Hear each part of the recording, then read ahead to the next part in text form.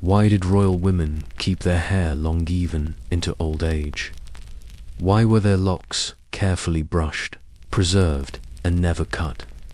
Even when no one could see them, this was not vanity, and it was not fashion.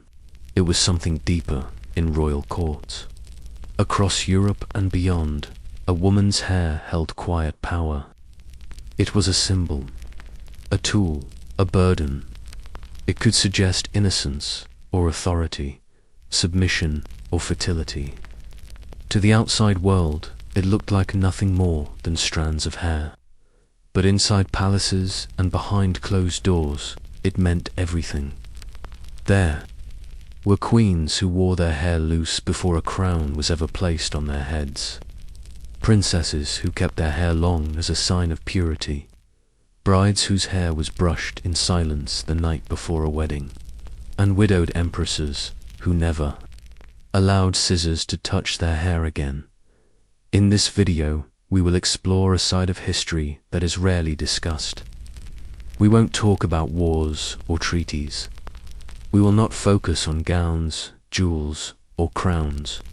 We will simply look at the one thing almost every royal woman had, and what she did not do with it. We'll uncover how long hair became a quiet tradition in royal households, from ancient rituals to Christian symbolism, from political image to superstition.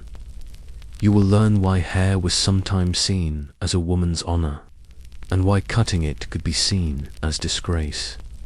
You will discover how hair was used in paintings, portraits, marriage rituals, and even funerals.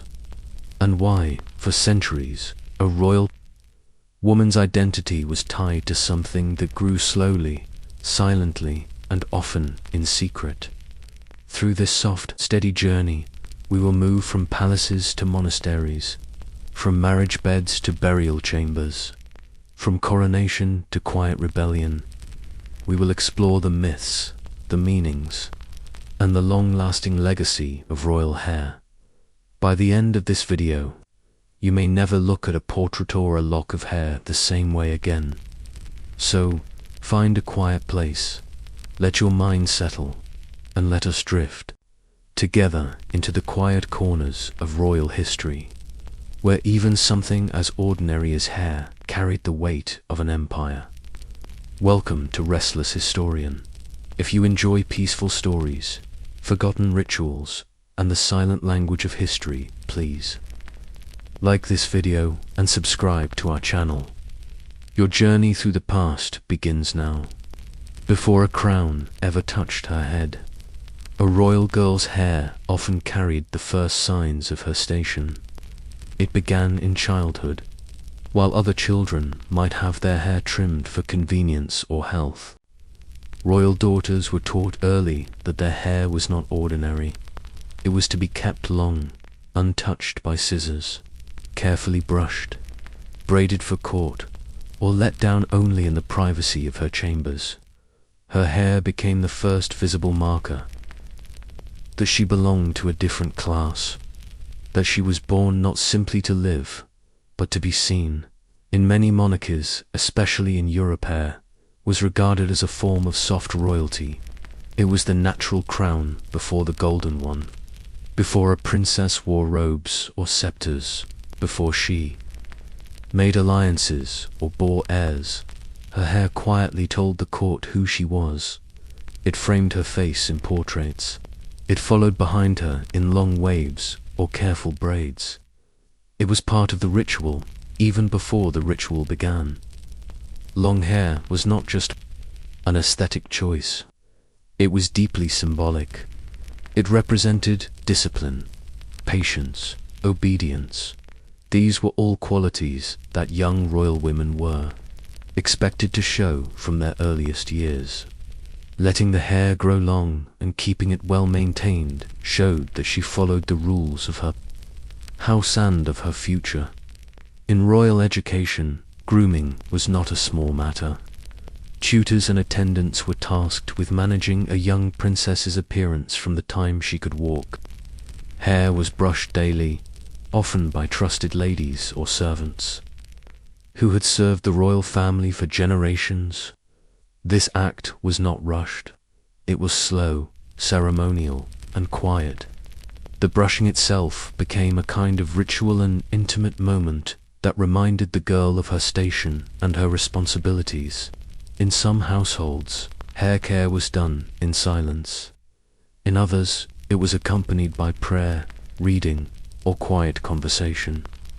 The length of the hair and the time it took to manage it was part of the royal lifestyle.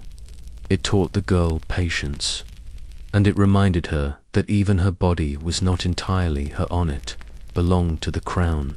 In pre-modern Europe, the idea of cutting a young royal's hair was unthinkable unless there was illness or disgrace. Even when a child suffered fever or lice common in eras before modern hygiene, doctors often tried to preserve the hair if possible. It was seen as a living symbol of the girl's purity and value. Mothers, aunts, and governesses guarded it carefully. In some courts, girls were not allowed to wear their hair loose until a certain age, usually tied to marriage, eligibility, or religious milestones. When the day finally came that she could appear before the court with her hair down, it was an event, not grand or public, but noted all the same. The way the hair moved, the way it reflected light, the way it was adorned with pearls or ribbons, it all carried quiet messages. In royal portraits from the Renaissance to the 19th century, one can often see young royal women posed with their hair flowing freely. These portraits were not simply about beauty. They were coded messages to foreign courts, to potential suitors, and to the people. The hair said she was pure, prepared, and untouched. It said she had been raised with discipline. It said she was ready to serve. Even the act of adorning the hair was part of the symbolism. Crowns and tiaras were placed over the head, but they sat on the hair, not in place of it. The hair had to be there first. It served as a soft foundation, a symbol that she had already earned the right to be adorned in the Russian imperial court. Young grand duchesses were known for their long, well-kept hair, often photographed in carefully arranged braids. In the French court, elaborate updos for formal events began only after a girl reached marriageable age. Until then, her hair was meant to remain long and simple, signs of both her youth and her role as a vessel for the dynasty. In the Tudor court of England, young noblewomen and princesses were expected to wear their hair long and uncovered only before marriage. Queen Elizabeth I, even long after her youth, famously maintained the image of long, loose red hair, real or artificial, as part of her identity as the Virgin Queen. It was no accident. The image of flowing hair reinforced her purity, her separation from earthly ties, and her role as a divine monarch. Elsewhere, in Spain, Italy, and Austria, similar practices were found. Young women of royal blood were expected to guard their appearance with care. Hair was part of their dowry, not in financial terms, but in symbolism. To be presented to a suitor with long, beautiful hair was a statement of worth, of readiness, and of inherited discipline. The idea of the natural crown was not always spoken, but it was deeply felt, even in cultures where women eventually covered their hair after marriage. The period before that, when the hair was visible, held weight. It was the time when the girl transitioned into womanhood, but still carried the signs of youthful virtue. Some royal courts developed detailed rituals around hair in this period. In certain German principalities, for example, braiding was done with family emblems sewn into ribbons. In Scandinavian courts, girls were taught to braid their own hair in long, even patterns, another sign of order and elegance. In Persia, India, and the Ottoman world, too, royal daughters had attendants dedicated to the care of their hair, which was scented with oils, adorned with jewels, and kept under careful wraps until appropriate occasions. Hair length also created visible difference between royal and common girls. While working-class children often had shorter, practical cuts, royal girls were rarely seen without their full and cut hair, even if it was hidden under veils or caps. This contrast reinforced class boundaries. A glimpse of flowing hair marked someone as untouchable, elevated, precious in stories and songs. Princesses were often described by their hair. Golden chestnut, jet black, these were not just colors, but markers of identity. In some ballads, the hair was given almost magical significance. It was something that could be stolen, used, or mourned. When a royal heroine lost her hair, it was always tragic. When she let it down, it was always symbolic. In some dynasties, a girl's hair was never cut unless she was entering a convent or punished by the court. Even then, it was done with care and secrecy. To cut it was to cut more than her writ was. To cut status, to break a connection to lineage, to humble her in the eyes of the world. And so, from birth to marriage, a royal woman's hair grew with her. It was her quiet crown. It was never voted on, never written into law. But it was one of the most enduring expectations placed upon her, soft, silent, and always there in many royal courts. Long hair was more than a style. It was a signal, quiet and clear, a message to the world about a woman's body, her role, and her value. For centuries in Europe, especially during the medieval and early modern periods, untouched hair was closely tied to the idea of virginity. The belief was both symbolic and visual. Hair that had never been cut, never styled for seduction, and never concealed under a married woman's veil was seen as pure. It was the natural state of the body, like a clean slate, unmarked by physical experience in noble and royal households. A girl's hair was kept long from childhood into early adulthood. It was brushed daily with care, often oiled or perfumed, always watched. It was not simply part of her beauty, it was a representation of her untouched state. When a young woman reached the age of betrothal, her hair became central to the rituals surrounding her engagement. At formal introductions, especially in courts such as France, England, and the German principalities, maidens would appear with their hair unbound. Loose hair, flowing down the back, was the traditional style for unmarried girls. It was soft, simple, and deliberate. The looseness carried meaning. It suggested freedom, yes, but also innocence. Maidens wore their hair loose. During court appearances, dances, and portrait sittings, the longer the hair, the more admired the girl. Thick, shining hair meant good health, and good health was linked to fertility, an important consideration in dynastic marriage. To suitors and their families, long hair was more than attractive. It was proof that the girl had been sheltered, untouched by scandal, ready to become a wife and mother. Once married, this changed. Almost immediately, the hair was bound, braided, or covered. In many traditions, a married woman was expected to hide her hair in public. It became private like the rest of her body. To display it freely after marriage could be seen as improper or even disrespectful. In some places, it suggested vanity. In others, it raised doubts about a woman's honor. The shift from loose to hidden was not just personal, it was ceremonial. In parts of Central and Eastern Europe, brides had their hair covered with veils or caps on their wedding night, often by older married women in the family.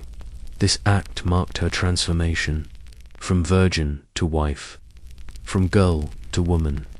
Her hair, once visible, now became something seen only in the privacy of marriage. In Catholic and Orthodox Christian societies, this idea was reinforced by religious symbolism. The Bible often referred to a woman's hair as her glory, but it also cautioned that this glory was to be kept for her husband. Religious paintings and statues often showed saints and virgins with long, flowing hair. These women, untouched by men, were considered sacred. Their loose hair reinforced that message. It was pure, unclaimed, holy. One of the most enduring examples of this symbolism can be found in Queen Elizabeth I of England. Known as the Virgin Queen, Elizabeth made her long red hair part of her royal identity. Even when wigs were later used to replace her natural hair, the image remained the same, flowing, loose, and untamed. This was no accident. Elizabeth understood the power of visual language. Her hair was not just a personal choice, it was a political message. By keeping her hair long and uncovered, Elizabeth signaled that she had never submitted to a man. She belonged to no husband. She belonged only to her country. Her virginity became a myth, a tool, and a shield. Her hair was its banner, and through that image, she controlled how others saw her. Not as a widow, not as a consort, but as a sovereign in her own right. Other noble women followed her example, though less publicly. Some who lost their betrothed before marriage chose to wear their hair loose for the rest of their lives, as a symbol of eternal maidenhood. Others entered religious life and kept their hair covered, hiding what had once been shown. In convents, young girls often had their hair cut as part of the initiation, marking the end of their role in worldly courtship and the beginning of a spiritual life. The cutting of hair, once seen as shameful outside the cloister, became sacred. Within it, in some royal portraits, loose hair was posed intentionally to emphasize the subject's innocence. The hair was made to look soft, cascading across the shoulders. Hands were placed gently near it, drawing attention to its length. The absence of jewelry in these portraits was often deliberate. No necklace, no crown, just the girl, her face, and her hair. It told a quiet story. During the 15th to 17th centuries, it became common for royal families to commission portraits of daughters at the time of their betrothal. These images were shared with foreign courts. Sometimes they were the first glimpse a future husband had of his bride. Hair was everything in these portraits. It framed the face like a halo. It softened the profile. And, above all, it whispered of untouched youth. Across cultures, similar beliefs echoed. In Orthodox Russia, girls wore their hair in long braids, often wrapped in ribbons. The braid was a sign of both virginity and national identity. At marriage, it was unbraided and rebraided in a new style, sometimes in full view of family and guests. This was not merely decorative, it was a public symbol of a private change. In parts of Scandinavia, young royal women wore their hair adorned with flowers or woven into garlands during midsummer festivals. These traditions, though seemingly light-hearted, carried the same underlying meaning. The girl was visible, beautiful, pure. In royal India, hair also held deep meaning. Though customs varied by region and religion, many high-born women grew their hair long from childhood. It was oiled, perfumed, and maintained by attendants. Brides were expected to display their hair during pre-wedding rituals, sometimes as part of elaborate braiding ceremonies. After marriage, the style changed. The hair remained, but how it was worn marked a new stage in life. Hair was not just part of beauty, it was part of social language.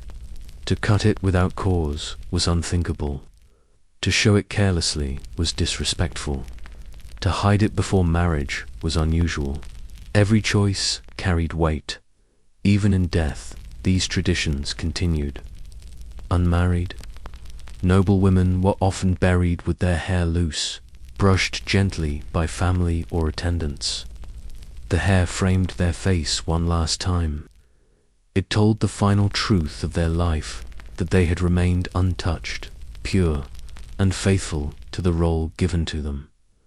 Though times have changed, the symbolism has not fully vanished. In fairy tales, the long-haired maiden remains a figure of virtue. In literature, the girl with flowing hair is still often the innocent one. And in history, the untouched hair of royal women continues to speak softly from paintings, diaries, and whispered rituals. In the Christian world, a woman's hair was more than beauty. It was spiritual, it was sacred, and for royal women, it carried even more weight. For centuries, Christian doctrine spoke of a woman's hair as her glory. This phrase appeared most clearly in the New Testament, in Paul's first letter to the Corinthians. The words were direct. If a woman has long hair, it is her glory. That sentence shaped centuries of belief. It linked the physical body to a divine idea. A woman's hair, when long and untouched, reflected the grace of God. This belief did not stay within churches. It extended into homes, courts, and palaces, and it became especially important for women of high birth. Royal women were not seen as ordinary believers. They were viewed, in many cultures, as vessels chosen by God. Their marriages, their motherhood, and their behavior were believed to influence not only the fate of their family, but the moral standing of their kingdom. Because of this, their hair was not just a feature. It was a message. To wear it long and well kept was to show reverence. It said she understood her duty not only to her house, but to heaven. In portraits of royal saints and queens, hair is often central. It flows down shoulders. It gleams with light. It is brushed, parted, or crowned, but never shorn. The hair remains part of her spiritual identity. Many early Christian saints were women, and their stories often included references to hair. Saint Mary Magdalene, one of the most famous female figures in Christian tradition, is frequently shown with long, loose hair. In medieval art, her hair covers her body like a garment. In legend, she used her hair to dry the feet of Christ after washing them with her tears. That act, humble and deeply emotional, made her a symbol of repentance, devotion, and feminine strength. Mary Magdalene was not royal, but the way she was depicted influenced how later women, including queens, were expected to present themselves. She was flawed, but holy. She was sensual, yet sanctified. Her hair became a symbol of that delicate balance. And in royal courts, that same idea was applied to queens' women, expected to walk the line between earthly beauty and divine virtue. The Virgin Mary, another powerful figure in Christian iconography, is also shown with flowing hair, especially in earlier depictions. Her hair is not always visible in later art, where she is often veiled, but in certain traditions, such as the Eastern Orthodox, her youthful image includes visible strands. Long hair in these images is never wild. It is orderly, soft, and full of grace. It shows purity, not just sexual purity, but spiritual calm. As Christian monarchies grew in power, queens and princesses adopted these visual cues. They styled their hair to reflect not just fashion, but faith. In some coronation ceremonies, royal women wore their hair long and uncovered, even if they were married. The act echoed sacred rites. It said, without speaking, that this woman was chosen, that she bore a special connection to the divine dot in England. During the Middle Ages, queens were anointed with holy oil during their coronation. This was not a symbolic act, it was sacramental, a deeply religious ceremony. The queen was set apart, consecrated, and in those moments, her hair was often left uncovered. It was rare, and it meant something. The hair long brushed and uncut was a sign that she entered the ritual with the full dignity of her body. Nothing hidden, nothing altered. Similar practices could be found across Catholic Europe. In France, during certain liturgical holidays, royal women processed through churches with their hair styled in particular ways. Ribbons and veils might be used, but the length remained visible in Austria and the Holy Roman Empire. Young archduchesses were expected to wear their hair down during religious feast days, particularly before marriage. The symbolism stayed consistent. Long hair meant readiness, piety, and grace. Even after marriage, when women veiled themselves in public, their hair remained long in private.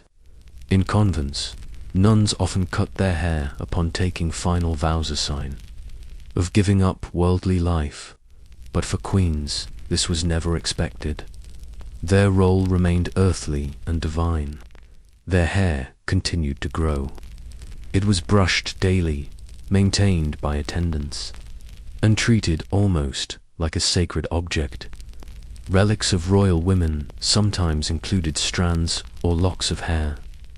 These pieces were kept by churches, relatives, or loyal courtiers. They were wrapped in cloth, placed in small boxes, and passed down for generations.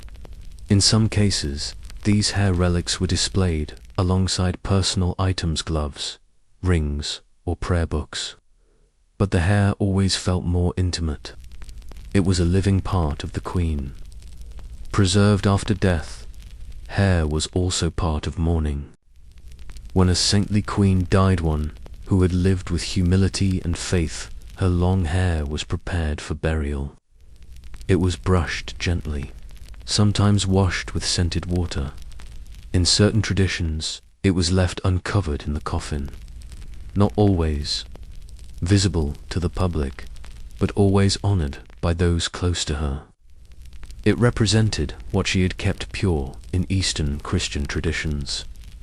Royal women were often depicted in mosaics with long hair hidden beneath veils, but with strands still peeking out. These images were highly symbolic. The veil marked modesty. The visible hair showed humanity. It was a reminder that even the most powerful women remained subjects of God. Iconography in churches preserved these images for centuries. In Orthodox cathedrals, one can still see paintings of empresses and holy women, with gold halos and soft outlines of long, dark hair. The hair is not the focus, but it is always present. It links the heavenly to the earthly dot. Stories about royal saints passed from generation to generation often included small, quiet details about hair. Saint Margaret of Scotland, Queen and Mother of Kings, was remembered not only for her charity and piety, but for her simplicity. Her hair was said to have remained long and modestly styled, even as her status rose. She was praised for not indulging in the extravagance of the court, yet still preserving her natural beauty as a gift from God. Throughout the Christian world, the connection between hair and holiness stayed strong. It shaped the way girls were raised. It influenced marriage customs, mourning practices, and even how queens were remembered. It is easy to overlook such symbols today. Hair may seem too ordinary, too common. But in the Christian courts of Europe, it was never just hair. It was a visible thread between the woman and her soul. In royal courts, the length of a woman's hair did not merely reflect beauty or custom. It also carried political weight. Hair, when left untouched, signaled obedience. When cut, it could mean rebellion, or punishment, or disgrace. For royal women, especially in Europe and parts of Asia, hair was not just a personal choice, was part of the image of the monarchy itself. To maintain long, well-kept hair was to support continuity. It showed stability. It symbolized the unbroken line of the dynasty. This symbolism was quiet but powerful. In paintings, ceremonies, and formal appearances, long hair marked a woman's place within the royal order. It said she was loyal. It said she honored the past. It said she carried her role with dignity. But when that hair was cut, the message changed completely. Cutting a royal woman's hair, whether by her own choice or by force, was a significant act. In many cultures, it was seen as a break in tradition, a fracture in the line. It often indicated that something had gone wrong politically, personally, or morally. In medieval France, for example, queens and noblewomen were expected to maintain a carefully cultivated image. Their hair was part of that. It was brushed, styled, and maintained by ladies of the court. If a woman cut her hair without approval, it could be viewed as a rejection of royal discipline. It meant she no longer accepted her place. Sometimes, hair was cut not by choice, but as punishment. In certain periods, disgraced women, whether accused of adultery, betrayal, or religious offense, were stripped of their status through their appearance. To cut off a woman's hair in public was to humiliate her. It took away what was seen as her natural crown, and in doing so, it declared that she no longer belonged to the royal world. During the English Civil War, stories circulated about women who supported the royalists being punished by having their hair forcibly removed. Though not always officially recorded, these acts of public shaming were symbolic. They erased the visual markers of rank and purity. In France, during the Revolution, the symbolism became even sharper. Aristocratic women who were condemned to death often had their hair cut short before execution. This was practical to expose the neck to the blade, but it was also deeply symbolic. To remove the hair was to strip away the identity, the royal identity, the noble identity. What had once marked them as special now marked them as doomed. Even in earlier centuries, the act of haircutting was used to signal exile or disgrace. A woman who was sent away from court, perhaps for political reasons, might appear later with her hair changed, shorter, hidden, less elaborate. This small visual cue told others that her connection to power had been broken. Hair could also reflect political loyalty. In times of upheaval, royal women often kept their hair long as a quiet act of resistance. While fashion might shift, and while other women in society adopted new styles, queens and princesses often refused to follow.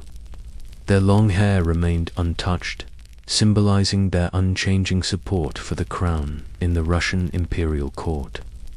For example, women of the Romanov family were known for their long, carefully braided hair, even as styles in Western Europe began to favor shorter cuts and looser waves.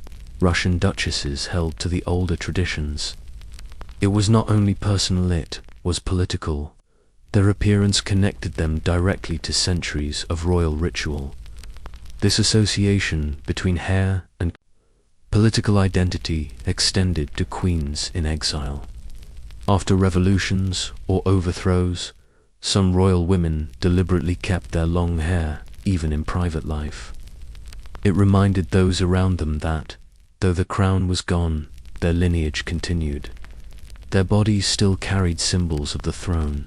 One of the most striking examples of hair as a political message can be found in Marie Antoinette. In the early years of her reign, her elaborate hairstyles became legendary, towering powdered and decorated with jewels, feathers, and symbols of national pride. But in the final days before her execution, all of that changed. Her hair was cut short, not by choice. It was done to prepare her for the guillotine, but it also marked her fall from queen to prisoner, from glory to death. The contrast was not lost on the people. The image of the once exalted queen, now stripped of her royal hair, became part of revolutionary propaganda. Her hair had once represented luxury and power. Now its absence spoke of justice or revenge. In other countries, haircutting was used, in religious or monastic contexts. For royal women who chose or were forced to enter convents, the cutting of their hair marked the end of their political life. In the Catholic Church, a woman who became a nun was separated from the world. Her hair was taken as part of her vows. But for a queen or princess, this act carried even deeper meaning. It meant the end of her influence, the end of her visibility, the end of her role in shaping dynastic futures. Sometimes these transitions were voluntary. A widow might cut her hair and enter religious life, especially if she had no further political use. In other cases, the decision was forced part of a larger plan to remove her from power. In the court of Byzantium, empresses who fell out of favor were sometimes confined to monasteries. Their hair was cut, their robes were replaced, their names were erased from court records. All of this was part of the ritual of political erasure. Hair was not the beginning, but it was often the sign. Elsewhere, in England, queens and noblewomen used their hair to signal continuity. Even during changing reigns and unstable times, they kept their styles conservative, unchanging. Queen Victoria, for instance, wore her hair in traditional styles throughout her long reign. It was part of her image as the mother of the empire, modest and dignified. Her hair, never dramatic, reinforced the idea of a monarch who was stable and enduring. Even in the 20th century, hair continued to carry political meaning for royal women. When Princess Diana first cut her hair short in the 1980s, it was seen not just as a style choice, but as a symbol of independence. It marked a shift from tradition to personal identity, from royal role to private voice. But in earlier times, such a change would have been unthinkable. For most of history, royal women were not free to use their hair to express emotion or personality. Their hair belonged to the court. It was part of the dynasty's image. Cutting it would have broken that illusion. And so, for centuries, royal women walked a delicate line. Their hair was soft but powerful. It told stories of loyalty. It warned of disgrace. And in times of silence, it spoke for them. In royal households, marriage was never only a personal union. It was a matter of alliance, diplomacy, duty, and legacy. And among the many rituals surrounding royal marriage, the handling of a woman's hair carried deep meaning.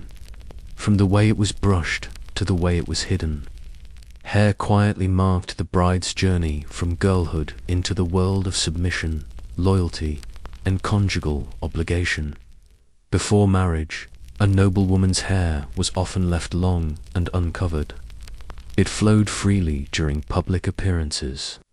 It was visible in portraits. It moved gently as she walked through court gatherings or stood by her parents' side.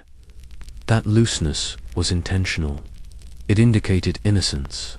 It suggested that she had not yet been claimed by a husband or household. The visible length of her hair mirrored the openness of her future. In many courts, especially across Europe, the long uncovered hair of an unmarried woman was also considered a form of silent advertisement. It showed that she was of age, that she was healthy, that she had been raised under discipline, but not yet bound by vows. In arranged marriages common in most royal dynasties, the girl's appearance was more than visual. It was symbolic, and hair played a key role. The closer she came to marriage, the more her hair became part of ritual and routine. In some traditions, especially in Central Europe and parts of France and Italy, hair brushing was formalized before the wedding. It was done in silence, slowly, carefully, often by a mother, an aunt, or a trusted lady of the chamber. This act, though quiet, carried generations of meaning. It represented care, guidance, and the final act of preparation before the bride gave herself to another house in certain royal courts. This brushing happened the night before the wedding. The bride would sit alone or with a small group of female relatives. A candle might be lit. No men were allowed to witness it. The hair, which had been grown and protected since childhood, was brushed one last time as a symbol of release. The gentle strokes were said to calm the nerves, clear the mind, and soothe the body. But the deeper meaning lingered. It was a farewell to girlhood. In some cultures, this brushing was accompanied by prayer. Words were whispered over the hair, as it fell across the shoulders and down the back.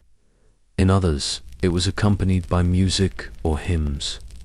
The sound of soft voices, mixed with the motion of the brush, created an atmosphere of solemn transition. On the wedding day itself, the bride might still wear her hair uncovered, especially in earlier periods.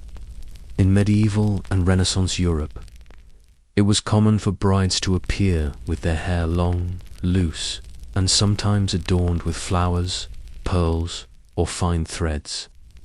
These decorations added beauty, but they also reflected the sacredness of the event. They turned the body into a kind of altar. The bride was not simply a person. She was a figure of continuity, of family honor, and of sacred promise. After the ceremony, the expectations shifted. Once married, the woman's hair was no longer meant for public display. It became private, reserved for her husband, hidden under veils, hoods, or head coverings. This was not just a fashion, it was a signal of submission. It told the world she now belonged to another man, another household, another life. The veiling of the hair after marriage was nearly universal in Christian courts. In England, Germany, Austria, and Spain, married women, especially of noble rank, were rarely seen with their hair uncovered. Even at home, they often covered it when others were present. It became a sign of maturity, of decency, of respectability.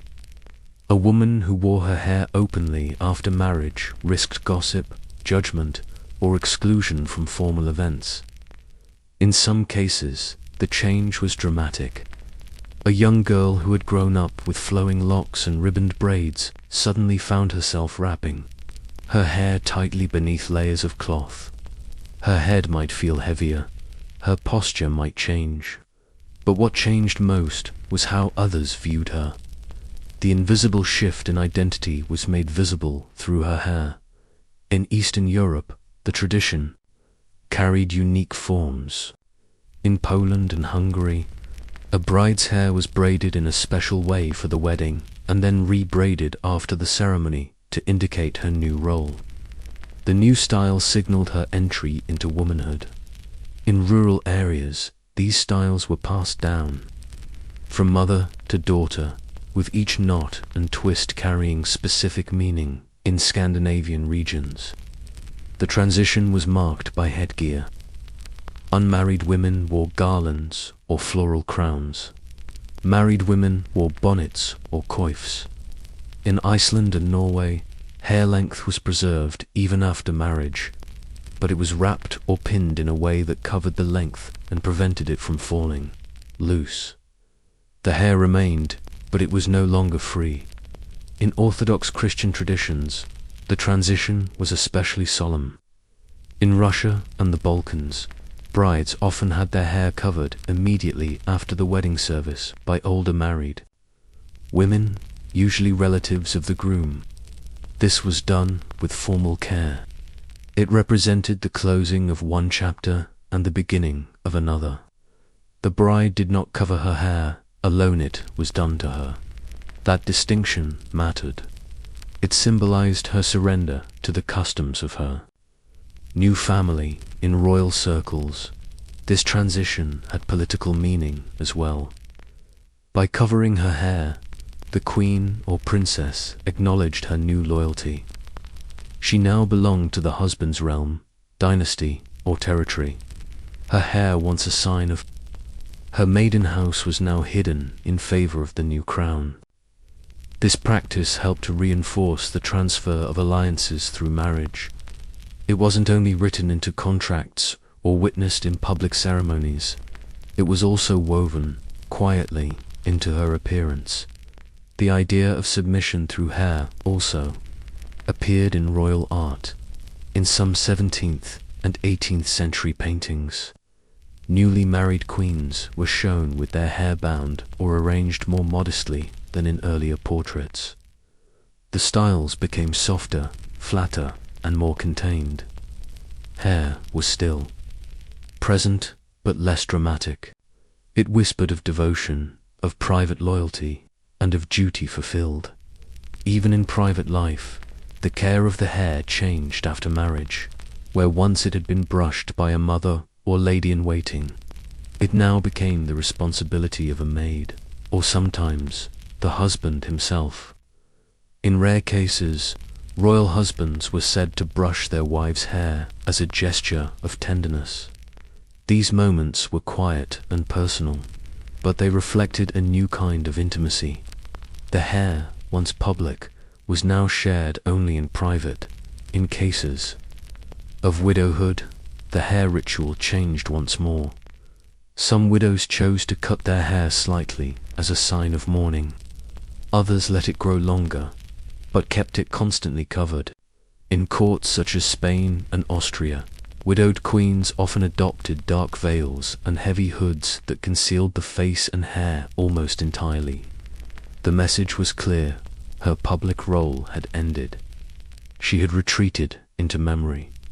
Across centuries and cultures, the rituals around hair and marriage stayed surprisingly consistent.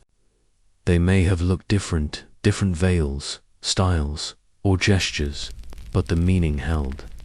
Hair marked the passage from one life to another, from self to union, from freedom to submission, from visibility to silence.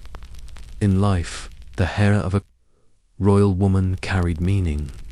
It reflected status, belief, and discipline. In death, it often continued to speak, quietly, through the rituals that followed. Among the nobility, and especially in royal circles, locks of hair were sometimes preserved as keepsakes. This tradition crossed borders and eras. A small curl of hair, tied with ribbon, sealed in a locket, or pressed between the pages of a prayer book, was more than a token. It was a fragment of the body, a trace of someone no longer living, yet not fully gone. For royal families, these strands became personal relics. A mother might cut a piece from her child before burial. A queen might gift a lock to a lady-in-waiting, a sister, or a trusted servant. The gesture was delicate and final. The hair would not grow again. What remained was memory, held in the smooth silk of a single strand. In some traditions, hair was kept long, even in death. It was never cut, not for burial, not for preparation, not even when the rest of the body was bathed, clothed, and positioned for farewell. The hair was brushed, sometimes perfumed, and laid neatly across the shoulders or down the pillow of the coffin. To disturb it was unthinkable. This reverence for hair in death had both personal and symbolic roots. In Christian belief, particularly among Catholics and Orthodox Christians, the body was treated with care because it was believed to be part of God's creation. Hair, as the woman's glory, was honored in the same way, left untouched. It represented the continuity of soul and self. The woman may have passed on, but her physical dignity remained. In Eastern Orthodox burial traditions, especially in the Russian court, royal women were often buried with their hair fully visible. It was parted carefully, arranged by nuns or attendants, and framed the face like a halo. The effect was gentle, soft, meant to echo the images of saints found in icons, holy women who also wore their hair long, even in martyrdom. The death of Empress Alexandra Fyodorovna, the last Tsarina of Russia, brought special attention to this tradition. After her execution in 1918, efforts to preserve the remains of the imperial family were complicated and secretive, but reports and later discoveries suggested that her long, thick hair had remained intact through the chaos of her final days. For those who mourned her, this detail became powerful. Her hair had survived when so much else had not. Hair relics from royal women were also kept in religious institutions. Monasteries sometimes held locks of hair from queens who were known for their piety. These strands were not treated as full relics in the way a saint's bones might be, but they were honored nonetheless. Wrapped in cloths, stored in carved boxes, and sometimes displayed during feast days. These pieces of hair created a bridge between royalty and devotion. In Western Europe, during the Renaissance and Baroque periods, it was not uncommon for queens to have their hair dressed one final time before burial. This was done by court attendants or women who had cared for them in life. The hair was washed, brushed slowly, and sometimes styled into soft braids or waves. Decorative pins or simple veils might be added, but the hair itself was left whole. To cut it, even slightly, was to violate a sacred boundary in Spain, where royal funerals were long ceremonial affairs. Queens were buried in heavy robes, often made of velvet and lined with gold thread. Beneath the layers, their hair was arranged with equal care, sometimes hidden, sometimes left visible. It depended on age, on custom, and on the wishes of the crown. But in all cases, the hair was treated with tenderness. It was part of the woman's legacy in England. Mourning customs included the creation of mourning jewelry, rings, brooches, or pendants that included a piece of the deceased's hair. Queen Victoria, who mourned the death of Prince Albert, for decades helped popularize this practice throughout the empire. Though she was not buried with her hair exposed, she kept locks of Albert's hair in various forms and requested that her own hair be preserved in small items gifted to her closest servants and daughters. The idea that hair could survive death, that it could be touched by the living even after burial, made it a powerful symbol. In many cases, it was the last physical part of a person that remained intact. Nails faded, skin decayed, but hair endured. Its texture, its color, even its scent could linger. In some burial traditions, especially in Central Europe, unmarried, royal women were buried with their hair flowing freely. It was not pinned up or veiled. It was left loose, just as it had been in life. This practice was most often applied to princesses who had died before marriage. It echoed the same symbolism. Seen in weddings, the idea that unbound hair represented a life unclaimed. In death, this unfinished state was respected, not corrected. Stories from Polish and Hungarian courts tell of young noblewomen who died before their wedding day. In some cases, They were dressed in bridal white. Their hair was brushed and arranged, with flowers, just as it would have been on the day of their marriage. These acts were not done to comfort the dead, but to comfort the living. They offered closure in the face of interrupted promise. In the courts of Scandinavia, hair was sometimes braided into the burial shroud itself. A lock of the queen's own hair might be woven into the fabric near the heart. This blend of body and cloth turned the shroud into more than a garment. It became a second skin, a reminder that even in death, the woman's identity endured. In some rare cases, hair was left uncovered intentionally during public viewing. In Austria, during the Habsburg period, royal women were laid in open caskets for court mourning. Their faces were powdered, their eyes gently closed, and their hair arranged with great care. It might lie across the shoulders or cascade down the sides of the coffin. For those who passed by, it offered a final image of peace, a face framed by dignity. Even in private death, hair was honored. When queens died away from court during travel, illness, or childbirth, their bodies were often transported back to the capital. During the journey, attendants ensured that the hair was not disturbed. It was covered with fine cloth, but not removed. Once home, it was unwrapped and brushed again, quietly. Lovingly. Royal death rituals were many things: religious, political, ceremonial, but they were also intimate. The hair of a queen told the story of who she had been, what she had endured, what she had meant to others. In life, it had crowned her. In death, it continued to soften her presence. In the royal courts of Europe, portraiture was more than art. It was power. A portrait did not merely capture a face, it shaped an image. It preserved a dynasty. It whispered messages to allies and rivals across borders. And for royal women, the hair they wore in these portraits was as important as the crown on their head.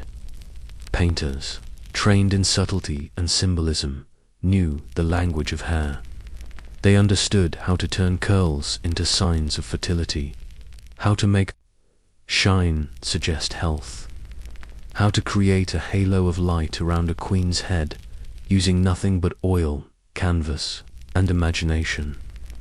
The length and luster of hair became tools of diplomacy. In France, during the 17th and 18th centuries, the court of Versailles set the tone for royal imagery.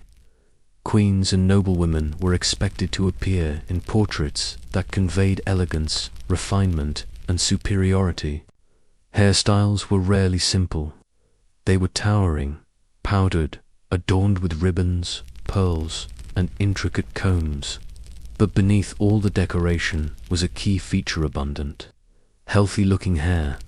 Marie Antoinette, the Austrian Archduchess who became Queen of France, is perhaps the most well-known example. Her portraits show her with impossibly high hairstyles, sometimes shaped like ships, towers, or gardens. But even before the embellishments, her hair was long and carefully arranged. It framed her face in ways that suggested delicacy and control. It told viewers, near and far, that she was youthful, fertile, and suited to rule. These portraits were not created for private homes. They were sent across Europe.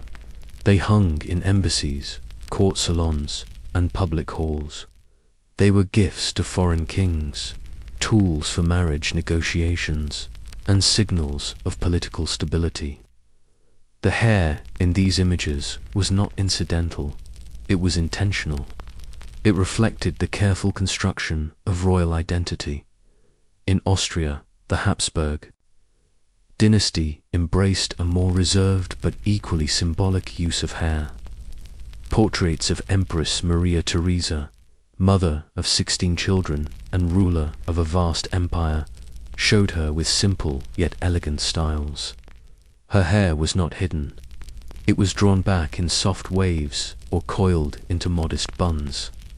The effect was dignified, measured. It spoke of intelligence, motherhood, and duty. Her daughters, particularly those destined for foreign courts, had their hair styled with care before sitting for portraits that would travel ahead of them.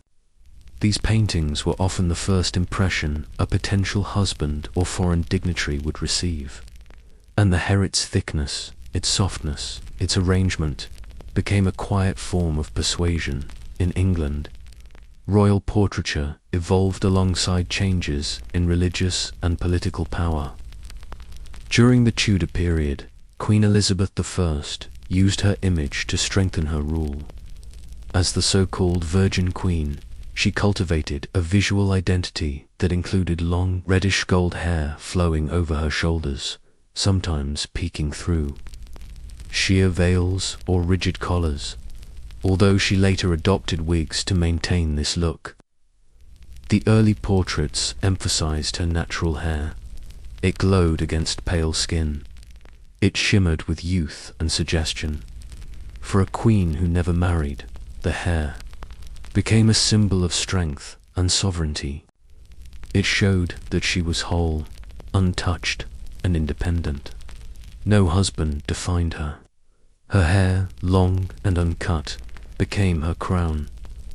Elizabeth's use of hair in portraiture set a precedent.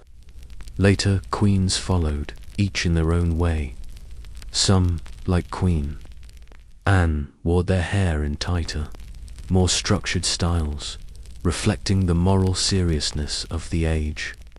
Others, like Queen Caroline or Queen Charlotte, allowed more curls and softness, hinting at gentleness and maternal power. In the Georgian and Victorian periods, royal women began to rely more on carefully designed wigs and hairpieces, but the image of long, graceful hair persisted. Even if not natural, the appearance mattered.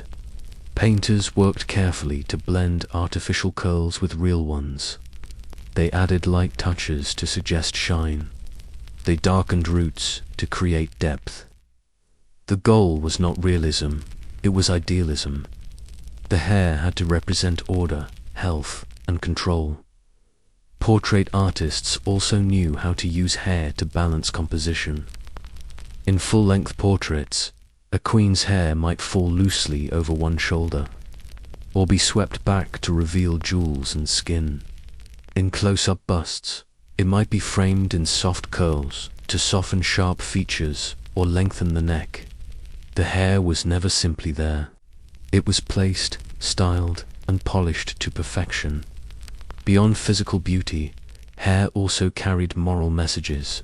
In religious-themed portraits, royal women were sometimes painted with hair that resembled that of saints. Smooth, flowing, modest, not loud or extravagant, but humble. This visual connection suggested piety.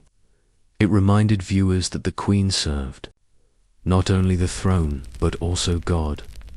Some royal portraits blurred the line between earthly and heavenly. The sitter was shown with golden light falling across her hair, almost like a halo. This effect was not accidental. It drew from the iconography of Christian saints. It placed the royal woman somewhere between human and divine. Her hair, shimmering and perfectly arranged, became part of that illusion. Hair also told stories of status and rank. In family portraits, younger daughters might wear their hair down, signaling youth and virginity. Married women might have their hair pinned and veiled, marking their role in the dynasty. Older queens might show signs of grey, but always arranged with care. Even in age, the hair reflected dignity. The use of hair as propaganda extended beyond paintings, imprinted engravings and coins. Where detail was limited, artists still made room for carefully stylized hair. Even when reduced to a few lines or curls, the hair told the viewer who the woman was and why she mattered. These portraits did more than decorate palace walls. They helped build the myth of royalty. They supported diplomacy. They shaped how subjects imagined their queen. And hair, subtle but central, was always part of that work. The process behind these portraits was often long and precise.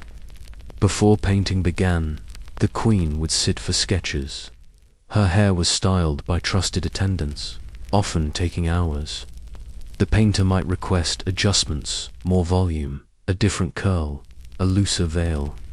Once agreed upon, the hair would be fixed in place. Then the pose was set, the hands folded, the eyes turned, and the hair, now frozen in time, became part of a story that would live far beyond her own lifetime. In some cases, portraits were copied or recreated years later. The hair remained the same, even if the woman had aged. Artists maintained the earlier image to preserve the myth. The queen never grew old. Her hair never lost its shine. History was softened, corrected, idealized. In royal portraiture, every detail mattered. The robe, the jewels, the background. But it was often the hair, quiet, shining, and carefully arranged, that gave the image its humanity. It was the one element that seemed to live. It curved gently. It caught the light. It whispered things the face did not say. In royal tradition, a woman's body was never entirely her own. It was tied to expectations of beauty, of behavior, and most powerfully, of fertility. Among the many signs used to measure her promise and fulfillment as a wife and mother, hair stood quietly, yet unmistakably, at the center. Long hair was more than a personal feature. It was a message. In many royal courts across Europe, Asia, and beyond, hair length was understood to reflect not only health, but also feminine vitality. Thick, uncut hair was linked with youth, with sensuality, and, most of all, with the ability to produce children, especially sons. This association did not emerge by chance. Ancient and medieval medical theories, which shaped court beliefs for centuries, often viewed external appearance as a window into inner function. A woman with lush, long hair was assumed to be strong, well-nourished, and fertile. Her hair did not only frame her face, it echoed the fullness of her womb. Royal marriage arrangements were deeply entwined with this thinking before a betrothal, especially when portraits or in-person inspections were involved. Attention was paid to the young woman's hair. If it was long, strong, and shiny, it was considered a favorable sign. Her physical body was being read for clues. A single glance could carry unspoken expectations about lineage and succession. In Renaissance Italy, brides were instructed by their mothers to grow their hair long as they prepared for marriage. This length was meant to reflect readiness just for union, but for motherhood. The longer the hair, the more she seemed like a vessel of life. When she arrived at court, that symbolism traveled with her. After marriage, the tradition continued. Queens and princesses were expected to maintain their long hair, especially after childbirth. While in ordinary society, women sometimes cut or altered their hair after having children. Practical decisions. Born from fatigue or new roles, royal women rarely had that freedom. Their appearance remained a matter of state. Maintaining long hair after childbirth suggested two things. First, that the woman had remained physically strong despite the toll of labor. Second, that she was likely to bear more children. In courts where heirs were desperately needed, this image was important. A queen with flowing hair looked, even in silence, like a mother of kings. In some cultures, postpartum hair care was a ceremonial act. In the French court, noblewomen who had given birth were given scented oils and combs as part of their confinement gifts. Their maids brushed their hair each day during recovery. This ritual was not merely for comfort. It was a reminder that beauty, fertility, and visibility must continue, especially for those bound to dynasties in Eastern traditions. Long hair after childbirth was also linked with spiritual renewal. In the Ottoman court, women in the imperial harem were closely observed. Those who bore sons were given elevated status. Their hair, always long, was cared for with great attention. Special combs made of ivory or sandalwood were used. Fragrant oils were massaged into the scalp. These acts were part devotion, part display. Long hair, seen from a distance, became a silent proclamation. This woman has done her duty. She has brought life into the world, and she remains strong. Her beauty has not faded. Her power has not waned. In some European courts, portraits of queens with their children included visual emphasis on hair. Artists painted mother and child with similar textures, soft curls, smooth waves, creating visual harmony between fertility and femininity. The hair often connected them. It flowed between their bodies like a thread, drawing the eye and reinforcing the message of unity. Even in mourning, the symbolism of long hair could persist. A royal mother who had lost a child might still appear with her hair styled and visible. It was a way to show the world that her body had once produced life, that her role in the dynasty remained intact, despite tragedy. The power of hair and fertility was also evident in how people reacted when it changed. If a queen's hair thinned, fell out, or became dull, rumors sometimes spread. In the absence of medical knowledge, physical changes were read like omens. Some interpreted such shifts as signs of barrenness or illness. Others whispered about stress or aging or punishment from above. To prevent such speculation, queens often wore hairpieces or veils to hide changes. But the public image still mattered. Long hair was more than an aesthetic choice. It was reassurance. It told the court that the body remained capable, even if hidden. In Russia, during the reign of the Romanovs, empresses were expected to bear multiple children. Their hair was part of that expectation. Letters from ladies at court mention the thickness and care of the empress's hair. Braiding it was considered a privilege. The maids who touched it were trusted. The symbolism ran deep. Touching the queen's hair was like touching the lineage itself in England. The connection between hair and fertility found expression in quiet rituals. During lying in, the period of rest after childbirth, a royal woman remained mostly unseen. But even in seclusion, her hair was brushed daily, often by her own mother or closest attendant. This practice helped reduce tangles, but also served as a reminder. Life must continue. Beauty must be preserved. The queen, though hidden, remained the heart of the monarchy. Some medical guides from the 17th and 18th centuries also reinforced the idea. They claimed that poor hair health in women was linked to reproductive issues. These beliefs, though now outdated, shaped how royal women were treated. If a queen's hair fell out after childbirth, her physicians took it seriously. Remedies were offered, special diets prescribed. The body needed to be restored for her sake and for the nation's.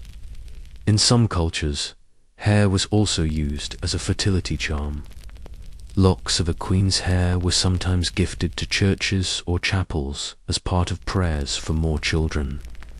These donations were often small, discreet, and wrapped in cloth. They were not displayed. They were left near altars. A silent hope, left in a sacred place, The connection between hair and fertility even shaped fashion beyond the court. Noble women copied the hairstyles of queens known for motherhood.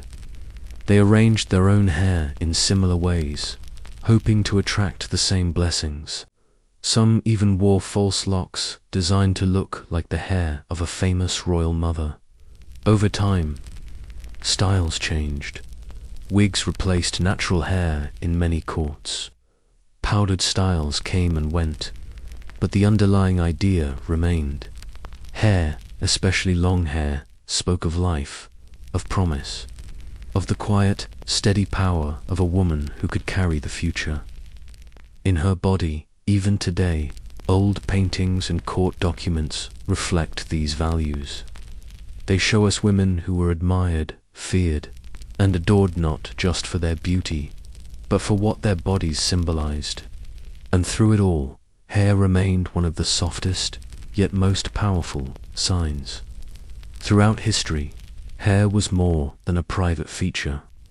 It carried public meaning. It revealed status, identity, and virtue. And just as it could symbolize beauty and power, it could also be used for punishment. To cut a woman's hair in public was not simply an act of grooming, it was an act of humiliation. In many cultures, long hair represented dignity. To take it away was to take something sacred. The scissors, in this context, became political, a form of judgment, a way to mark guilt without saying a word. This was especially true in the punishment of women. In medieval Europe, a woman accused of adultery might have her head shaved. The same applied to prostitutes or women suspected of disloyalty. The public nature of this punishment made it especially cruel. A woman, once admired for her appearance, now stood exposed. Her bare scalp became a sign of moral failure. In France, during the Middle Ages and into the early modern period, hair cutting was sometimes done in town squares. The woman was brought forward. Her hair was bound, then chopped away. The gathered crowd watched in silence or shouted. It was not simply a loss of beauty. It was a stripping of identity. The practice extended to other accused groups. In times of political unrest, women accused of spying or betrayal were shorn before execution. Hair, which once framed the face, was removed to erase softness, to make the condemned less human in appearance, easier to kill, easier to forget. The symbolic force of haircutting also appeared in the church. Women entering convents, especially noble women sent to take religious vows, had their hair removed. This act marked the end of their worldly life. They were no longer brides of men, but brides of Christ. The ritual was solemn, but the meaning was clear. By losing their hair, they lost their previous status. They stepped away from beauty, from temptation, from courtly ambition. But not all women had a choice. In some cases, hair was cut as forced penance. Inquisition courts sometimes ordered it for women who had practiced forbidden rites or spoken against the church. The shaving was part of their repentance. The image of the bald or cropped woman reminded others of the cost of descent in royal circles. However, hair was fiercely protected. Queens, princesses, and noble women were largely shielded from this kind of punishment. Their bodies represented the dynasty. To shame them publicly was to weaken the crown. Even in times of personal scandal, their hair was rarely touched. Privacy and discretion were preferred. Silence was more powerful than spectacle. Yet, the idea of losing hair still haunted royal women. It appeared in rumors, in whispered threats, and in stories told by their enemies. In times of captivity or disgrace, the image of the fallen queen hair hacked away, face uncovered, stood in stark contrast to her former glory. One of the most striking examples came during the French Revolution. Queen Marie Antoinette, once the most styled and polished woman in Europe, was imprisoned and later executed. Before her death, her hair was cut, not fully shaved, but cropped short enough to expose her neck for the guillotine. This act was practical, but it was also symbolic. The monarchy was ending. Her royal image was undone. Eyewitness accounts describe the moment as somber. Her once elaborate hairstyles, built with hours of work and powdered wigs, were replaced by a simple, cropped look. The former queen, no longer protected by her title, was made ordinary in appearance. Her hair, once a statement of grace, became a reminder of mortality. Similar symbolism followed other women during times of political upheaval. In Nazi-occupied France, women accused of sleeping with German soldiers were punished after liberation. Their heads were shaved in public squares. Photographs from the time show mothers with children, their scalps exposed, surrounded by angry crowds. The act had no legal standing, but it carried heavy emotional weight.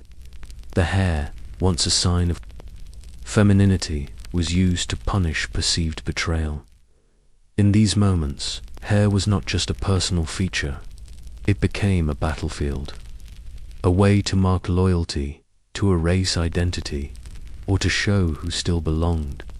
Royal women, however, held on to their hair as a quiet form of resilience.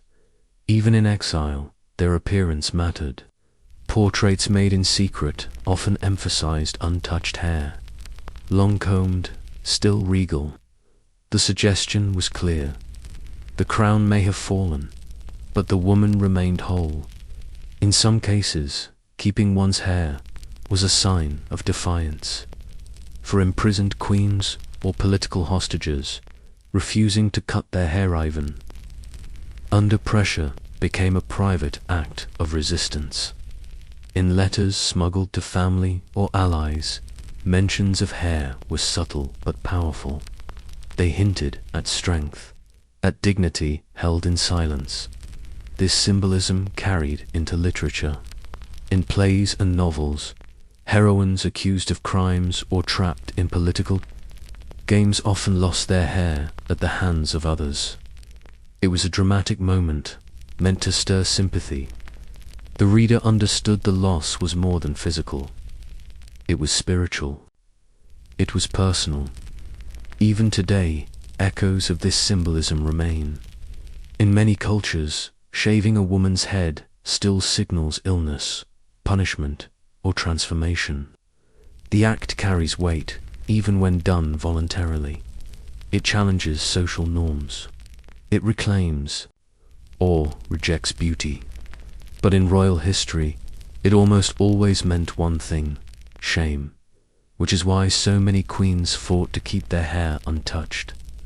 It was a line not to be crossed, a boundary between private dignity and public disgrace. Even when crowns were taken, lands lost, or names dragged through scandal, the hair often remained. And in portraits, those carefully staged, widely circulated images, hair remained untouched. It framed the face with grace. It flowed softly over silk shoulders. It spoke, without words, of endurance. In the glittering courts of the Baroque and Georgian eras, hair was not always what it seemed. Beneath towering wigs and clouds of powder, real hair waited, carefully preserved, gently braided, and never cut without purpose. The period from the late 17th to the early 19th century marked an age of elaborate fashion in both men's and women's style. Hair became a canvas. For royal women, it was not simply a part of the body, it was part of the performance, and that performance often required concealment. Powdered wigs, piled high and decorated with lace, feathers, or pearls, became a central feature of aristocratic appearance. Women could be seen in powdered white curls that reached a foot above their heads. The style, dramatic and exaggerated, was never random.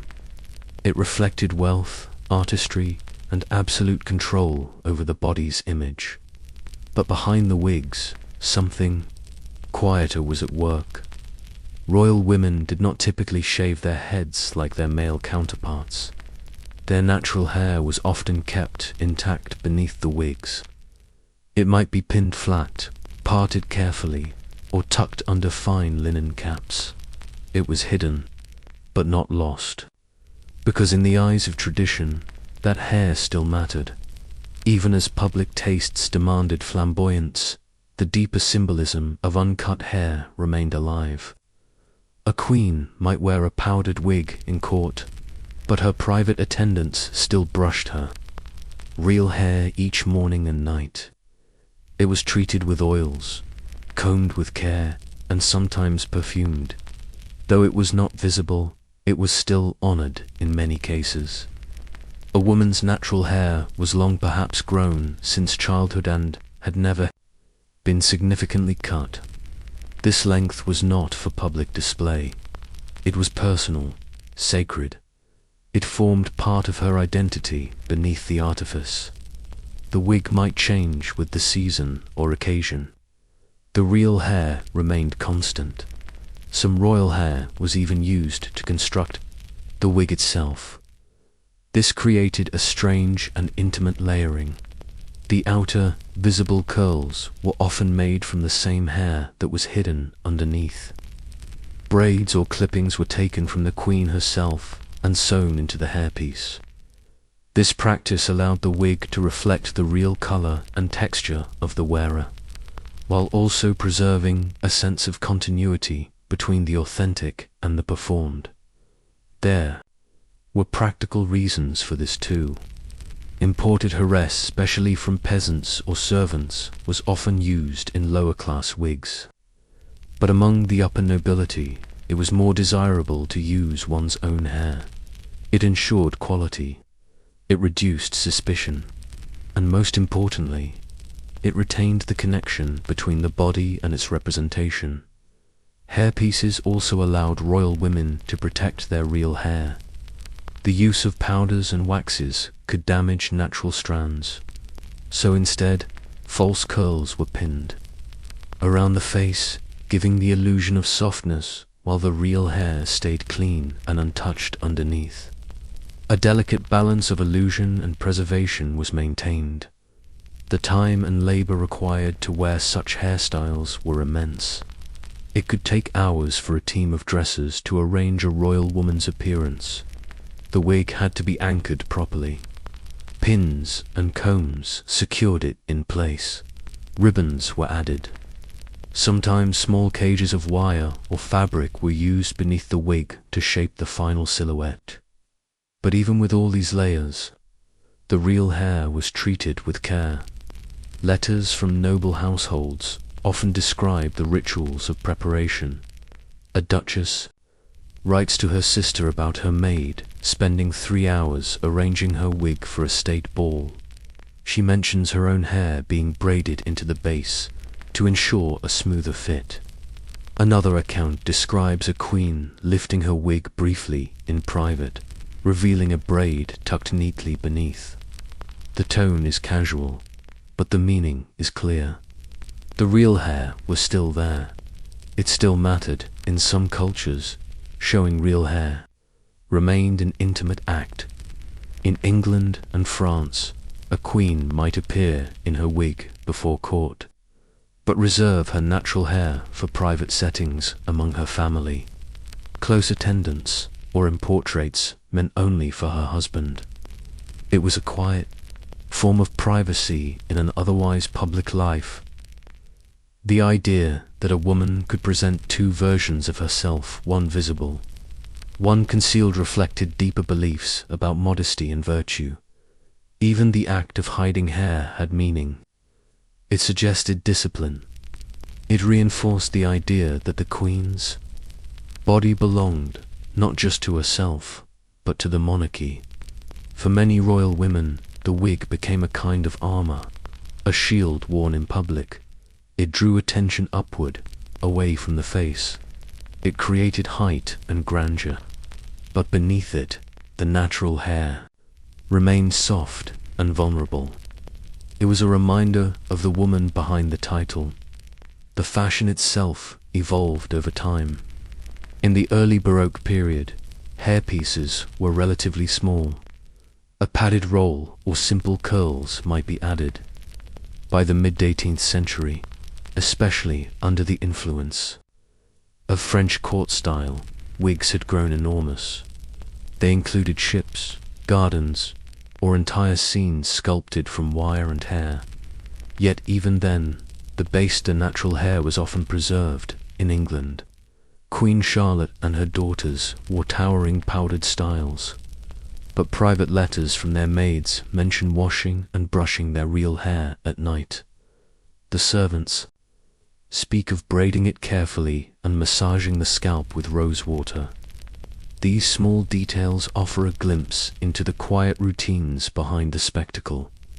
Even during illness, the hair beneath the wigs was protected. Queens who lost hair due to fever or childbirth were sometimes given gentle treatments. They drank infusions believed to restore growth. Their wigs were adjusted to reduce pressure. Every effort was made to preserve what remained, because even if it could not be seen, it was part of who they were. In some cases, hair hidden beneath the wig became a symbol of resilience. Empresses who lived through revolution, exile, or illness were said to have kept their natural hair untouched, even when their outward appearance changed completely. It became a kind of secret continuity, a thread that connected them to their former selves. Portraits from the era also played with this duality. Artists painted the grand wigs in full detail, but added subtle cues: a wisp of real hair visible beneath the curls, a braid that peeked from behind the ear, a sign, perhaps, that the woman in the painting was more than her costume in death. This hidden hair sometimes returned to view. When wigs were removed for burial or for preparation of the body, the attendants encountered what lay beneath: long hair, braided or unbraided, often grey, sometimes still perfumed, always arranged with care. And in some cases, a lock of this real, untouched hair was cut and preserved. Not from the wig, not from the costume, but from the woman herself. It was placed in a locket, pressed into a book, wrapped in silk, a quiet reminder that even in an age of spectacle, the most sacred parts were often the ones never seen. In many royal traditions, hair was more than a symbol of beauty or class. It was believed to hold power. Not metaphorical power alone, but something deeper: spiritual energy, personal strength, even fragments of the soul. These beliefs shaped rituals, routines, and unspoken rules. For royal women especially, hair was treated with a kind of reverence that went far beyond fashion, across cultures and centuries. One idea appears again and again: that hair, once grown, retained a part of the person, a living thread, even when no longer connected to the scalp. It was not just keratin. It was memory, energy, life force. Cutting it could weaken the body. Losing it without intention could signal danger. Keeping it long preserved something sacred. This belief did not begin in the courts of Europe. It is older, deeper, and more widespread. In ancient India, texts described hair as a channel of Shakti, spiritual power, especially in women. Long, flowing hair was not merely decorative, it was divine. Goddesses were often shown with hair unbound. Priests and sages advised women to care for it with oils and herbs, not only for health, but for spiritual balance. These ideas echoed in the traditions of Persia, where royal women were rarely seen in public, but were known for elaborate hair rituals in private. A queen's hair was not shown to strangers. It was guarded, and when cut, it was often burned rather than thrown away. The ashes were kept or scattered in a sacred space. This practice ensured that no part of her could be used in harmful ways. In medieval Europe, similar superstitions developed. Monks wrote of hair as a vessel for the soul's residue. They warned against careless disposal. Witches, it was said, could use stray hairs to cast spells. Locks left in the wrong hands could cause illness, infertility, or misfortune. These fears were not confined to the lower classes. Royal households also took precautions. Some monarchies introduced strict customs around hair maintenance. In parts of Spain and Austria, royal attendants were instructed to collect any fallen hairs during grooming and dispose of them privately. Hairbrushes were cleaned with care. Strands were sometimes burned in the hearth to prevent them from being used.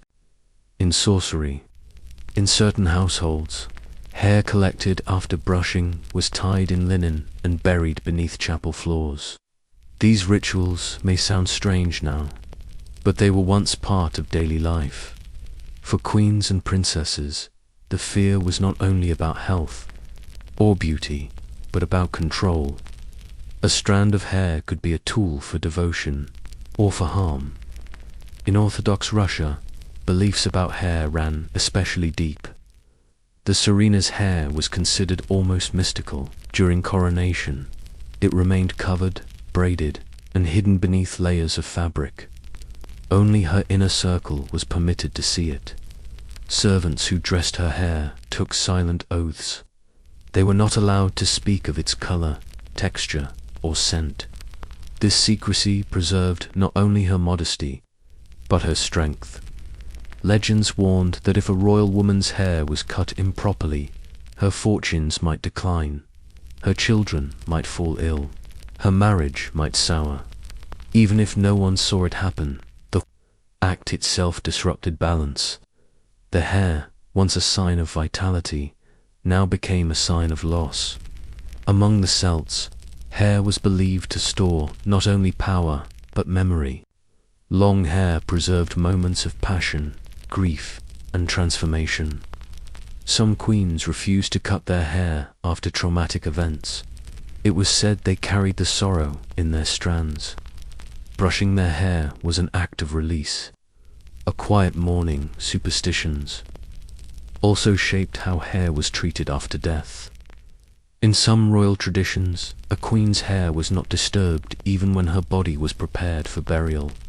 It was combed gently, but left intact. In Poland, for example, there are records of queens whose hair was carefully braided before burial, then veiled in fine linen. The idea was that her soul, still lingering in the body's remains, could find peace if her hair remained untouched. Some monarchies, like those in Hungary and Bavaria, kept locks of royal hair as sacred relics. These were not for public display. They were wrapped in silk, stored in reliquaries, and guarded in church vaults. They represented lineage, continuity, and divine right. Even decades after death, a queen's hair was believed to carry energy. People visited it in silence, sometimes praying not to the woman herself, but to the strength her hair had once held. Hair was also used in protective charms. In parts of Eastern Europe, royal mothers gave their children tiny braids or curls too. Where, in pendants, these were believed to shield the child from illness and misfortune. The hair acted as a living prayer, hidden beneath clothing or sewn into silk pouches. These tokens were not spoken of openly, but they remained close to the body. Even when belief in magic declined, the superstitions around hair lingered. In the 18th century, physicians wrote about the nervous system in scientific terms, but still advised against sudden haircuts during pregnancy or grief. They feared it would cause shock to the system. For queens and noblewomen, This advice became part of health management. Keep the hair. Keep the balance. In some places, royal women were expected to avoid cutting their hair during certain lunar phases. The moon, long tied to cycles of fertility and emotion, was believed to influence the power stored in hair. Cutting it during a waning moon might weaken the body. Cutting it during a full moon might invite instability. Astrologers were sometimes consulted before any change in hairstyle. There were even rules for illness. If a royal woman was bedridden, her hair was brushed daily not just for comfort, but to move energy through the body. This idea came from humoral medicine, which saw hair as an extension of the blood and nervous system. Neglecting it, they believed, would block the body's natural healing forces. These practices often went unnoticed by the public. A queen's public image, wigs, jewels, veils hid the rituals behind the scenes. But within palace walls, the treatment of her hair remained slow, careful, and bound by tradition. Every touch carried meaning. Every cut was considered. Some monarchies documented these beliefs in writing. In Italy, court handbooks from the 16th century include rules for handling royal hair. No outsider was to touch it. No hairbrush was to be used twice without cleaning. No severed strand was to be discarded without prayer. These were not laws. They were guidelines rooted in belief. Even in exile, some royal women held on to these customs. Empress Eugenie of France, after the fall of the Second Empire, kept her hair long despite the change in fashion. She brushed it herself each night, believing that her strength remained tied to its presence. She wrote of it in her diaries, not as vanity, but as protection. And long after superstition faded from daily life, traces remained. Museums today still hold lockets of royal hair, pressed into glass or bound in lace. They look fragile, but they carry heavy meaning. For those who once wore it, the hair was not only a part of the body, it was part of the soul. For centuries, long hair had defined the royal woman. It symbolized grace, purity, and duty.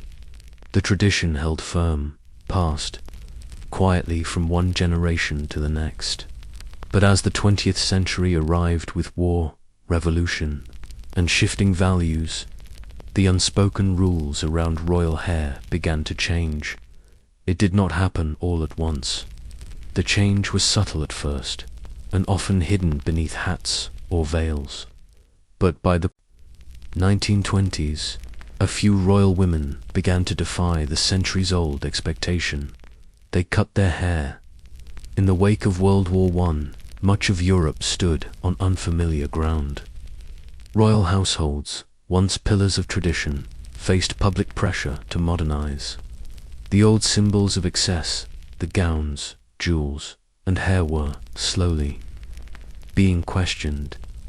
In this atmosphere, shorter hairstyles gained popularity. The bob, once scandalous, became a sign of liberation. It suggested efficiency, strength, a break from the past. Some royal women embraced this change. Princess Victoria Melita of Edinburgh, a granddaughter of Queen Victoria, was one of the early royals seen with cropped hair in private. Photographs from the 1920s show her with a soft, waved bob, elegant, but unmistakably modern. She was no longer just a royal figure. She was part of a broader cultural shift. Other royals followed, though cautiously. In Scandinavia, Crown Princess Märtha of Norway appeared at charity events with her hair pulled back into neat buns, shorter than expected. It was a subtle adjustment, but it marked a quiet rebellion. These women were still bound by duty, but they were beginning to choose how they appeared. The shift became more visible during World War II. Across Europe, women took on new roles, nurses, mechanics, administrators. Practicality became a virtue. Long hair was no longer ideal in wartime settings. Even in royal households, the demands of the moment took precedence over ancient grooming rituals. Queen Elizabeth, the Queen Mother, kept her hair curled and above the shoulder during the war years. It remained styled, always neat, but clearly shorter than the full-length tresses of her ancestors. She was photographed visiting bomb sites, walking rubble-strewn streets, wearing pearls and hats, but her hair was not hidden in traditional veils or braids. It reflected the times.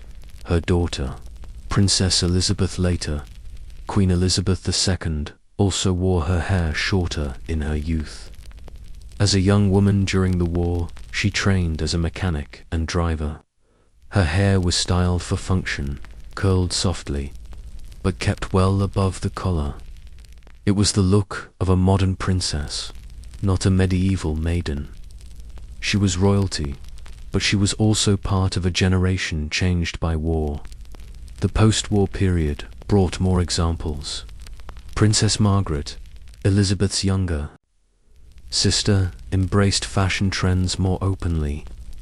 She wore her hair in short sculpted styles during the 1950s and 1960s. The world noticed.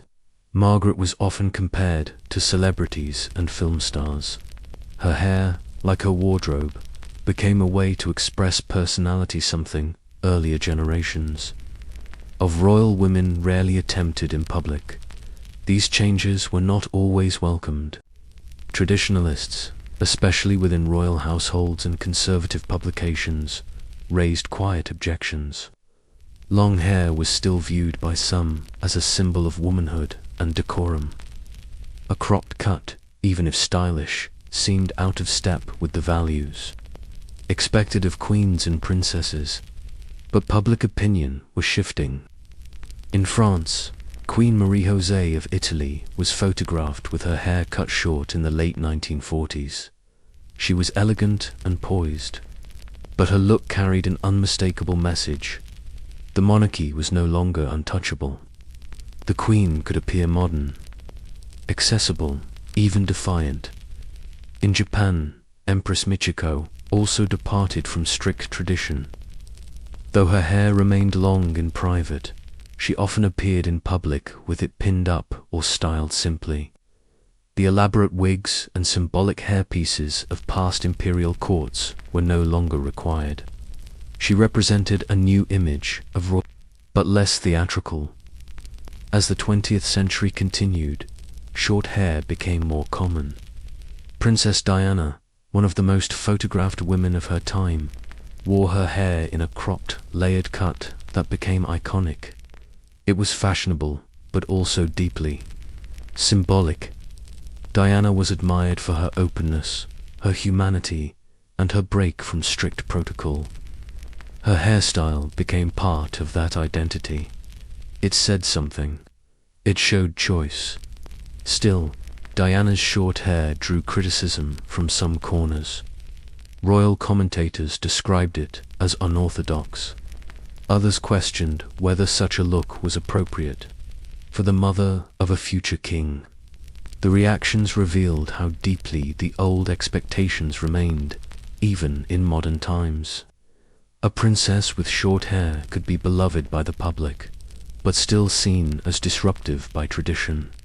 Across the Atlantic, in newer monarchies and ceremonial positions, royal women also began to reject the idea that femininity required flowing hair. In the Middle East and Africa, queens and princesses appeared in public with head coverings, natural curls, or neatly trimmed styles, each choice shaped by local culture, faith, or personal expression. In some places, the act of cutting royal hair became a powerful statement. Queen Rania of Jordan appeared in early photos with long styled hair. Later, she wore it shorter, even shoulder length, reflecting her evolving role as both a fashion icon and social reformer.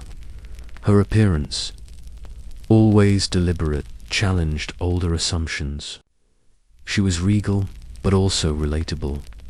Meanwhile, in Europe, younger royals, like Princess Charlene of Monaco, introduced even more dramatic changes. In one public appearance, she was seen with an undercut hairstyle, bold, asymmetrical look, more often seen on athletes or artists than royalty. The style was widely discussed. Some called it modern and empowering. Others saw it as too casual, but few could deny its impact. It marked a break, a decision, a new era, and yet, even as short hair became more common, the old symbols never disappeared entirely. Long hair continued to hold ceremonial weight. Royal brides often grew their hair before weddings. Some queens, even those who wore shorter styles day to day, appeared with longer hair during state events or religious ceremonies. The symbolism remained embedded, quiet but powerful in certain royal families. Long hair was still seen as proper for young princesses. Photographs of royal children often show girls with flowing hair, carefully brushed and adorned with ribbons. It is a way of preserving the idea of innocence, grace, and tradition at least during childhood. But these expectations now live alongside newer possibilities. Royal women are no longer bound to one definition of appearance. They can choose. Some return to long hair in later years, others keep it short. The symbolism is more flexible now. The rules, once so strict, have softened. Still, there are moments when the past resurfaces. In some royal funerals, older customs return. Queens appear veiled. Hair is hidden. And the ancient association between hair, power, and memory feels close again. It lingers in silence, woven into ceremony. Hair, even when cropped or covered, continues to speak. It tells us where tradition holds firm. It shows us when a boundary has shifted. And, quietly, it reminds us how royal women have always balanced duty with identities, sometimes in the smallest, softest ways. Long after a queen has passed away, long after her reign is over and her palace stands silent, there is sometimes something left behind. Something small, something delicate, a lock of hair pressed between the pages of a diary, curled inside a glass locket, stored in a museum drawer lined with velvet. A reminder of the woman who once wore the crown. Hair has a strange ability to remain. Long after the body decays and memories fade, the strands can survive. Protected from time, they do not wither like flesh or vanish like breath. They persist, soft and silent, waiting in royal households. This quiet endurance gave hair a unique role. It became a relic, a physical trace of power and presence, something real in a world so often shaped by image and illusion. Some of the oldest preserved royal hair belongs to European queens from the 17th and 18th centuries. In several royal crypts, locks of hair were removed during burial preparations and stored in family collections. They were not taken for science, but for remembrance, a final keepsake gathered by handmaidens or daughters. Sometimes these strands were woven into rings, sometimes framed with initials. They were not displayed. They were kept. In the case of Queen Marie Antoinette, several locks of her hair survive. Some were clipped while she was still alive, sent in letters to her children and friends during her final days. One such piece rests today in a museum in Vienna, sealed in a small gold case. It is grey, not powdered, natural, tied with a pale ribbon. Other strands of her hair have appeared in private collections, passed down over generations, kept in shadow boxes with faded writing from the Queen, 1793. The strands, still curled, still soft, seem untouched by the centuries. They are not just souvenirs. They are witnesses. In Russia, Empress Alexandra's hair was collected shortly before her execution in 1918. A nurse, once close to the royal family, later revealed a small braid she had saved. It was dark blonde, fine, and wrapped in cloth. She kept it in a drawer, never shown to guests. She said it reminded her of the Empress's voice, of quiet evenings at court, of days before revolution.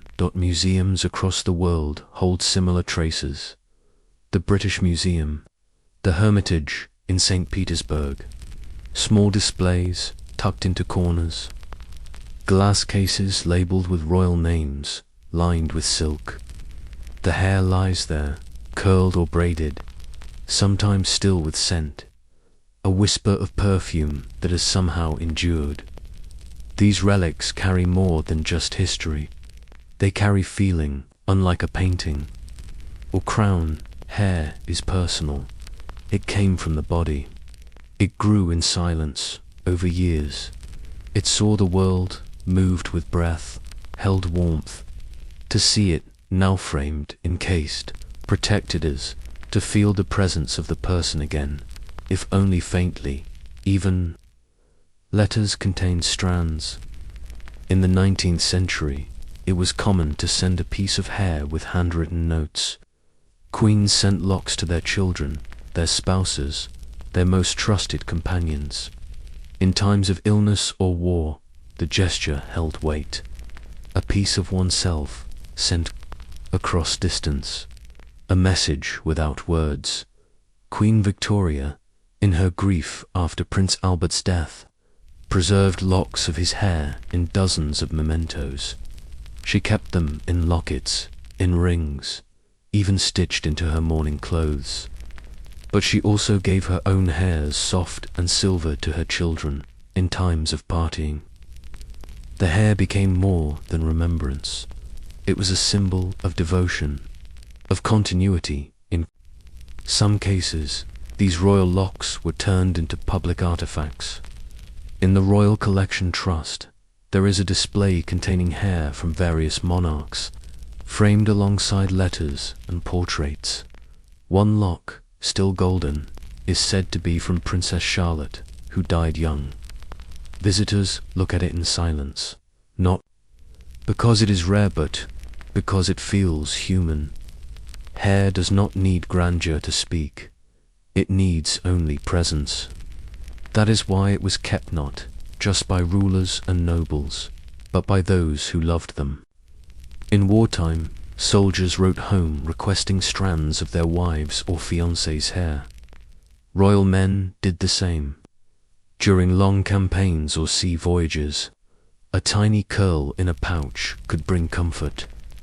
These private traditions continued even as public rituals changed. In modern times, the practice of preserving hair became less common. But in some royal families, the old habits lingered. Queen Elizabeth II's hair was never cut drastically in public, but after her passing in 2022, it was reported that family members preserved small personal mementos. Details were never officially shared, but history suggests that a few strands may have been saved, quietly, discreetly, in the privacy of mourning. Even in a world filled with digital images and constant media, the simple presence of real hair still feels sacred. Photographs can show a queen's face, but hair reminds us she was once living, breathing, touching the world. And when monarchies fall, when crowns are lost, and palaces turned into museums, the hair remains. In Bulgaria, Greece, Italy, old royal collections still hold boxes of personal artifacts. Among the medals and lace, you find the same object, a lock of hair, labeled in handwriting, dated, protected by glass. These strands outlive rule. They outlast revolutions. They endure because they are quiet, because they ask nothing. In Africa, Asia, and the Middle East, similar traditions appear. Empresses, princesses, and queens from many cultures kept hair as part of their legacy. In Ethiopia, locks of Empress Taitu's hair were said to be held in a monastery for years after her death. In India, Mughal princesses gifted curls to temples or poets, believing it linked their spirits to the divine. The belief that hair could store memory was not confined to one region. It traveled, it settled in different lands. But always, it suggested the same truth, that a person could be remembered not by their face or their fame, but by something soft and silent left behind in modern museums. Curators handle royal hair with gloves. They store it in climate-controlled drawers. They document every strand, every thread, but they rarely put it on display for long. It is too fragile, too exposed. It asks for stillness. Visitors who see these relics often pause. They do not rush past, they lean closer. They imagine the woman, her voice, her breath, her presence in a room. Hair, once brushed daily, once pinned and perfumed, now lies still. But it continues to say something, not about power or policy, but about intimacy, about identity, about the quiet traces we leave when the world stops watching. Throughout this journey, we have traced more than strands of hair we've traced. A legacy, in palaces and portraits, in burial chambers and sealed letters. Royal women carried their hair not just as ornament, but as message. It was never just about beauty. Long hair reflected a deeper code: purity before marriage, obedience to tradition, loyalty to faith and family. A princess did not simply have long hair. She kept it for others, for ceremony, for the quiet weight of duty passed from mother to daughter.